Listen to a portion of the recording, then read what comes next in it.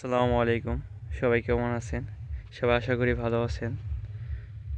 আজকে আপনাদের মাঝে নিয়ে আসলাম কফি ক্ষেত। এটা হচ্ছে ফুলকপি। এটা আর কি কেবল ফুলকপি ভিতরে হইতেছে। এটা হইতে আরো মাসখানেক সময় লাগবে।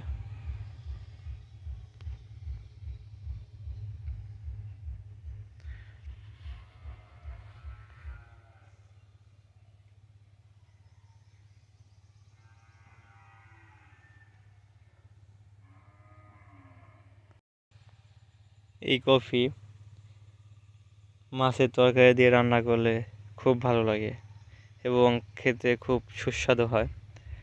অনেকেই কফি খায়, টাউন অঞ্চলের মানুষ কফি খায়, কিন্তু কফি গাছ কেমন দেখতে হয় সেটা জানে না কিংবা দেখে নাই।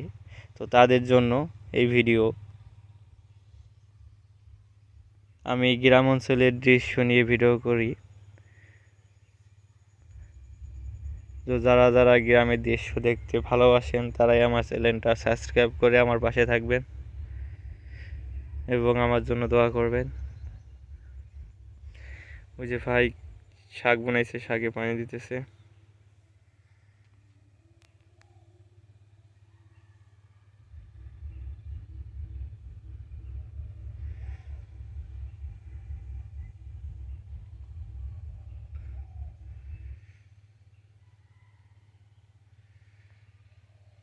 ওইটা দিয়ে পানি দিলে পানি সব জায়গায় যেয়ে পৌঁছায় এবং ছোট ছোট ফুটায় যেয়ে পৌঁছায়।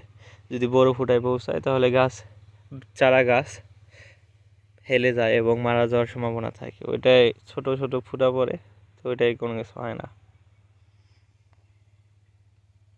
ওই যে পাশে মোলা বানাইছে।